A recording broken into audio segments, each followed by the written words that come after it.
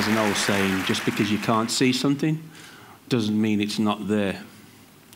My work it's a reflection of myself.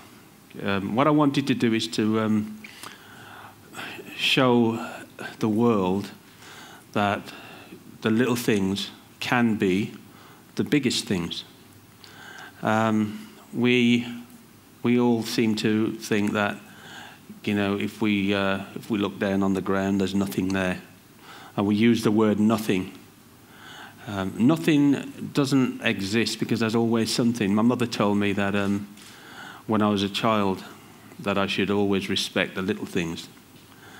What made me do this work, I shall go into my story. It's quite a little story, but I shall go into it. This all started when I was age 5. What made me do it? At school, I will admit this, academically I couldn't express myself, so I was more or less classed as nothing. So my world was seen as less. So I decided I didn't really want to be a part of that world. So I thought I need to retreat into something else. So when my mother used to take me to school, she thought I was at school, and I used to do a U-turn when her back was turned and run off and hide in the shed at the back of the garden. Now, the one time I was in the shed and my mother suspected something, thinking I was at school. And my mother was like the woman in Tom and Jerry. So you just see her feet.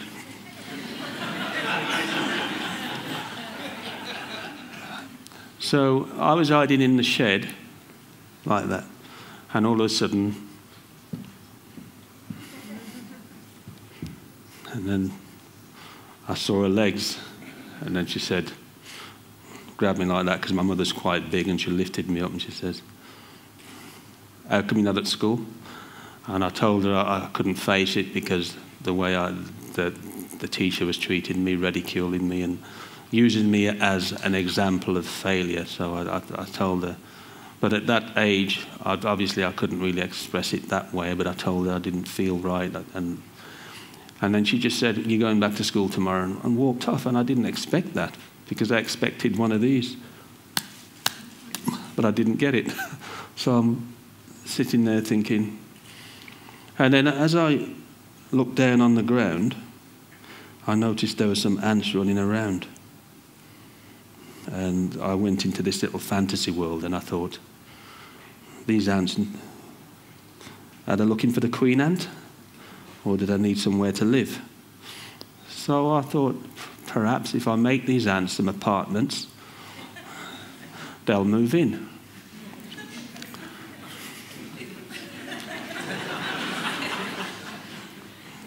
So I did.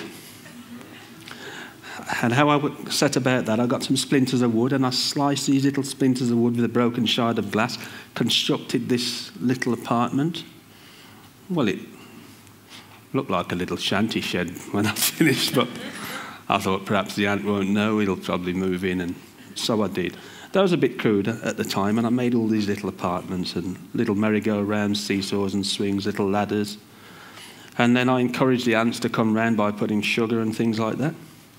And then I sat down, and all the ants came along, and all I could hear was, "Is this for us?" And I said, "Yes, they're all for you."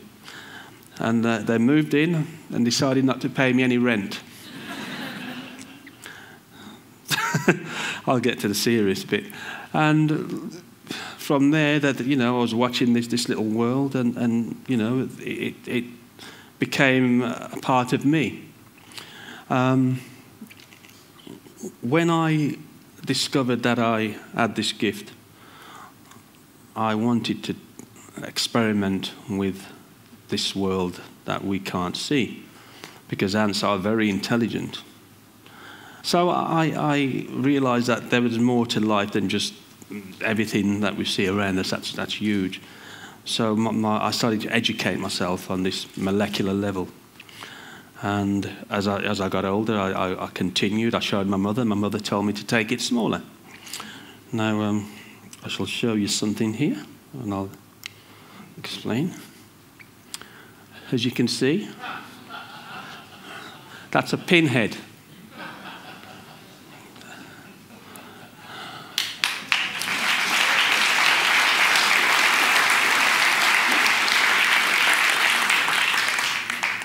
Now, that is called the Huff House. The gentleman who commissioned me to do this was a gentleman called Peter Huff. And he says to me, "Willard, can you put my house on a pinhead?"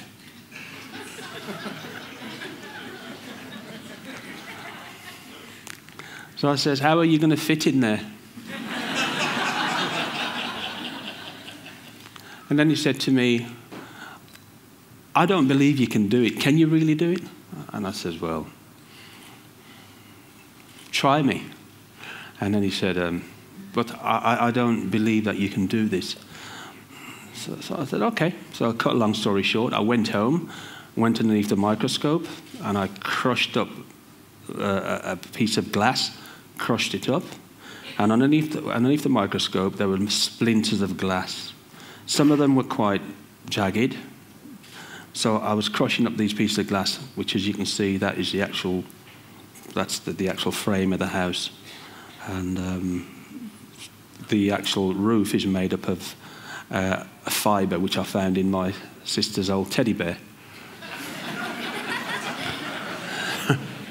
So I got the teddy bear and I said, "Do you mind if I pull out one of your fibres?"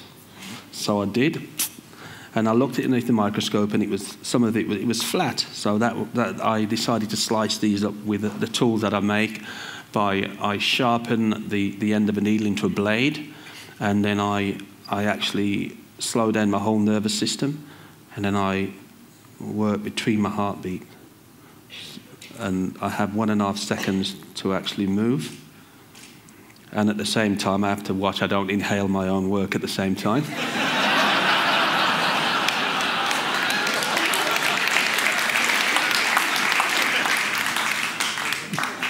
Because that has happened to me. So what I did, like I said, come back to the glass.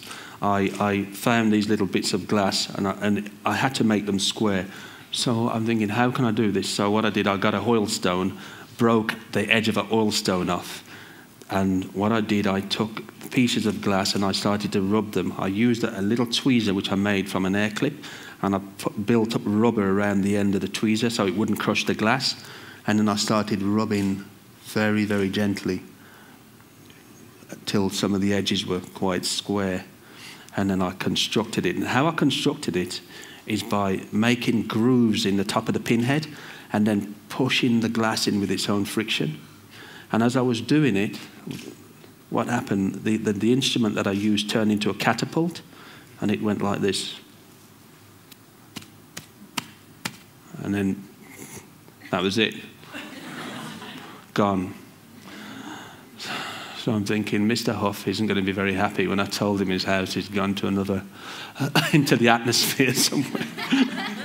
So, cut the story short, I decided that I had to go back and do it. So I found some more, and I decided to sort of construct it very, very slowly, holding my breath, working between my heartbeat, and making sure everything's level.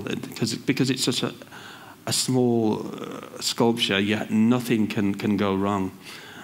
And I decided to build it up. Then I used fibres out of my jumper, which I held and stretched and made the beams going around the house.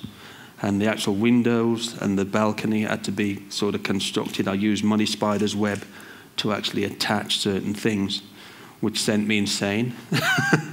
But I managed to do it.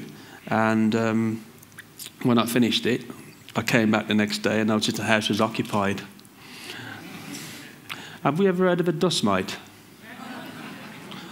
Darren Dust Mite and his family had moved in. So basically, I'd completed the house, and there you are.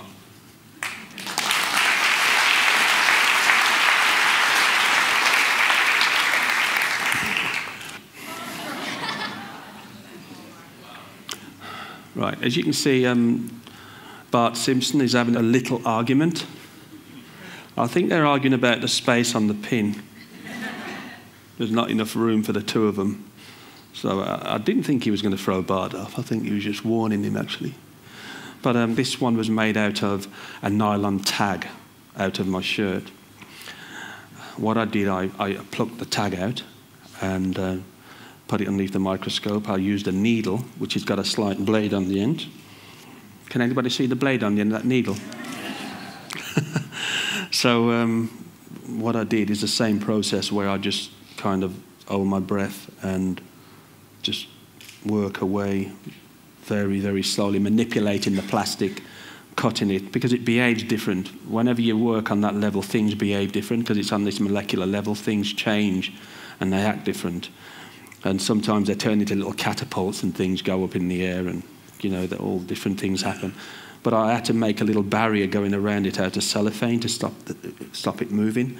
Then static electricity set in and it went and I'm trying to remove it and the static's interfering with everything. So, you know, there's sweat dripping off my head because I have to carve Homer Simpson like that in that position.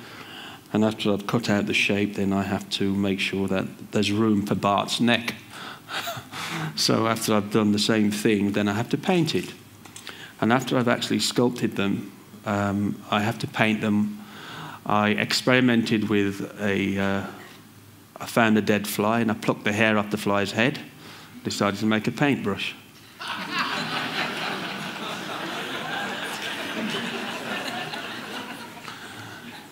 But I would never do it to a living fly.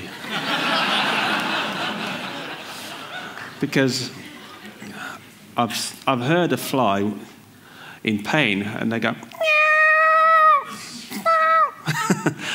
even though they get on our nerves, I would never kill an insect because, you know, all creatures great and small. You know, there's a hymn that says that. So what I decided to do is to pluck fine hair out of my face. And I looked at it underneath the microscope. That was the paintbrush. And whilst I'm painting, I have to be very careful because the paint starts to turn into little blobs and it starts to dry very quickly, so I have to be very quick. If I'm not, it'll end up looking not like what it's supposed to look like. It could end up looking like Humpty Dumpty or somebody else. So I have to be very, very careful. So this one took me approximately, I would say, 6 to 7 weeks. My work, rough estimate, sometimes 5, 6 to 7 weeks. You can't always anticipate. It's very painstaking work, but the best things come in small packages.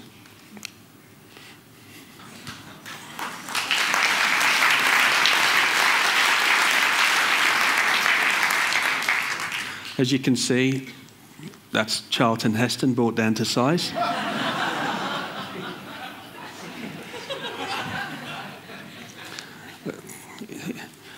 He says to me, Willard, as you can see him saying, why me? I says, I enjoyed your film, that's why. As you can see, there's an aphid fly there. That's just to show the scale and the actual size of the sculpture. I would say it probably measures a 1/4 of a millimetre. In America, they say a period stop. So I would say if you cut a period stop in half, or full stop, that's about the size of the whole thing. The chariot's made of gold, and Charlton Heston is made of a floating fibre which I took out the air. When the sunlight comes through the window, you see these little fibres. And what I normally do is walk around the room trying to find one. And then I put it underneath the microscope. I remember one time I was doing it and the window was open and there was a lady standing by the bus stop and she saw me walking around like this. And then she looked at me and then I went. And then she went, oh, okay, he's not mad. Yeah, to actually do this thing, the actual chariot is made of gold. I had a 24-carat gold ring, and I cut off a little flake of gold, and then I bent it round, and made it into the chariot. And the horse is made from nylon, and the spider's web is for the reins on the horse. To get the symmetrical shape of the horse was very difficult, because I had to get the horse to rear up and look as though it was sort of in some kind of action. When I did this one, a gentleman seen it and said to me, "There's no way you can do this. You must have used some kind of machine. There's no way a man can do that. It must be a machine." So I said, "Okay, then, if you say it's a machine."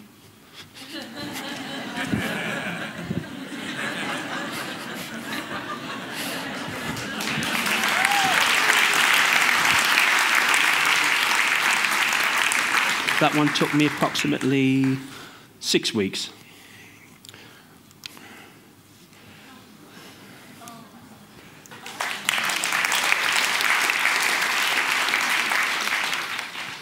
The most famous statue in the world.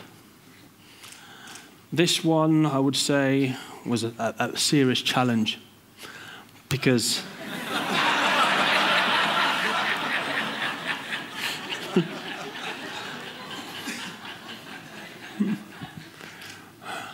I had to put the torch on the top. That one is more or less the same type of process. The bottom of it is carved from a grain of sand, because I wanted to get a bit of a stone effect. I used a microscopic shard of diamond to actually carve the actual base. Well, I can look at this one and I can be very proud of this, because that statue has always sort of kept an image in my head of, you know, the beginning of people coming to America. So it's sort of Ellis Island and seeing America for the first time, and that's the first thing they saw. So I wanted to have that little image, and this is it.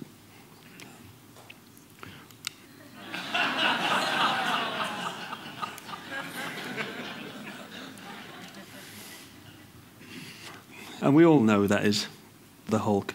I wanted to create movement in the eye of a needle, because, as we know, we see needles, but people are not familiar with the eye of a needle, but apart from putting the thread through it.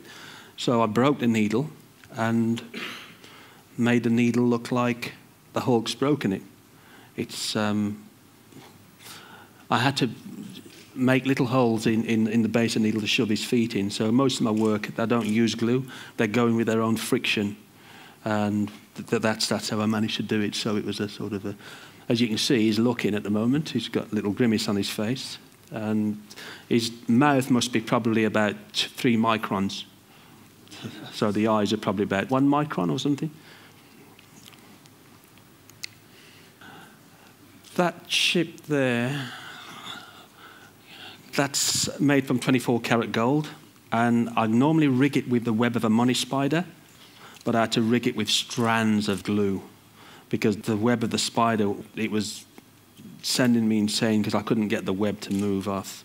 And that's 24-carat gold, and it's constructed, I built it, constructed each plank of gold, and the whole thing is sort of symmetrical. The flag had to be made out of little strands of gold. You know, it's almost like doing a surgical operation to get this thing right.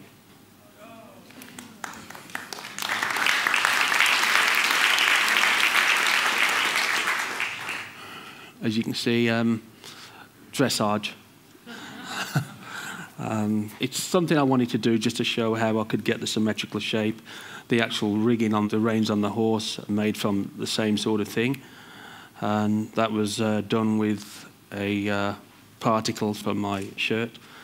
And the pinhead, I've made greenery on there by scraping the particles off a green shirt and then pressed onto the needle.